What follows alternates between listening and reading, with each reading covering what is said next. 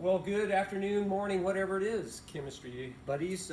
Chem is try, which means that a lot of the early research in chemistry had to do with what are the properties of various substances, and in this case, they're solutions. And one of the properties that emerged very, very quickly when we started to test everything is whether or not a substance is an electrolyte. And that basically means will it conduct electricity, carry charge?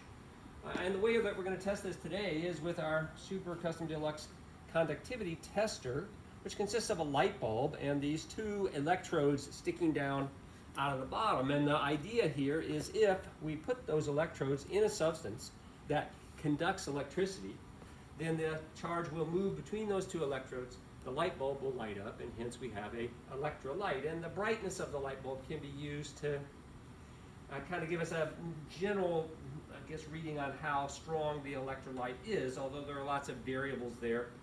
The concentration of the solutions, the amount of voltage that we're pushing through, and so it's a more difficult determination when we get into that area. But here we go, that's our basic testing procedure. You might think right off the bat, ionic compounds, they contain charged particles, and hence perhaps those charged particles can carry charge between those two electrodes, and we'll chemists try. So let's see what we got here. Here's a beaker of sodium chloride, solid crystalline sodium chloride. So I'll put that there down in the testing area. I gotta have my,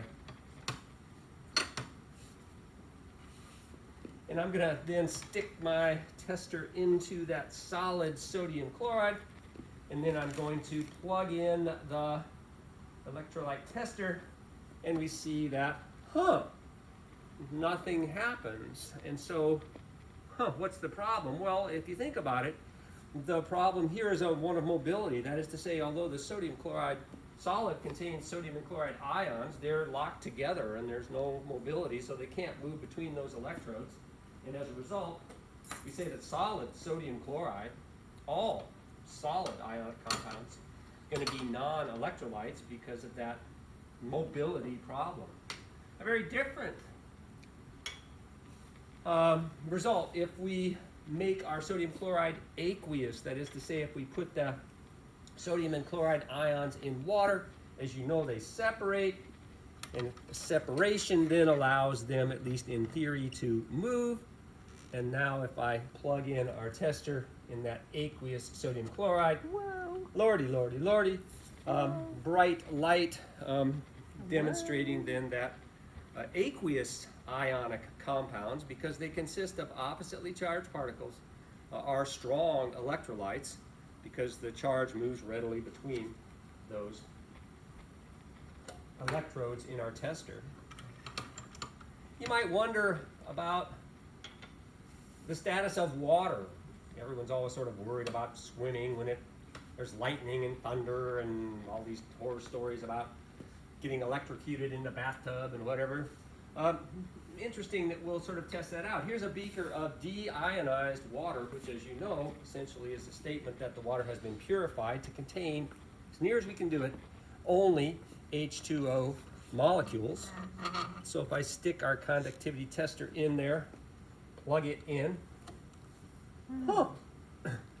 well, it makes sense. Pure water consists only of molecules of water. There are no charged particles anywhere, and hence pure water a non-electrolyte. The conductive properties of water, of course, depends completely on what is in the water. And in nature, of course, there's almost always something in the water that would make it an electrolyte. It's certainly the case of the oceans that contain abundant ions. Away we go. What about an aqueous solution of sugar?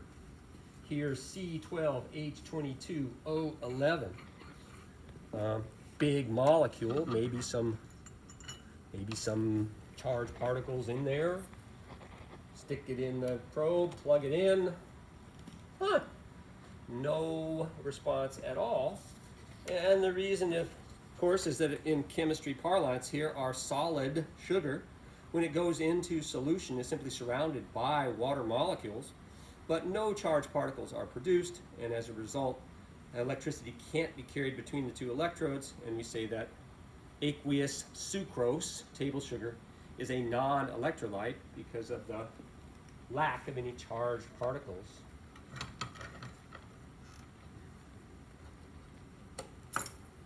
Are all molecular substances non-electrolytes? You might guess that that's a trick question, because we're going to try and see here an aqueous solution of what appears to be hydrogen chloride molecules. At least by the label, not all that different from a beaker of H2O. But one of the remarkable things that happened early on as the old girls and boys of chemistry were doing these tests is they discovered that some molecular substances actually react with water to produce charged particles. And indeed, HCl is one of those substances. It is a classic strong acid. And when put into water, the hydrogen atom abandons the chlorine atom, attaches itself to the water molecule to produce the hydronium ion and the chloride anion, and bam, now we have charged particles and the ability to conduct electricity. All aqueous solutions of strong acids are strong electrolytes. This was the first inkling that some substances reacted with water to produce properties that were very different than the properties of water. Finally, as they continued to conduct these tests, they discovered a whole bunch of substances that didn't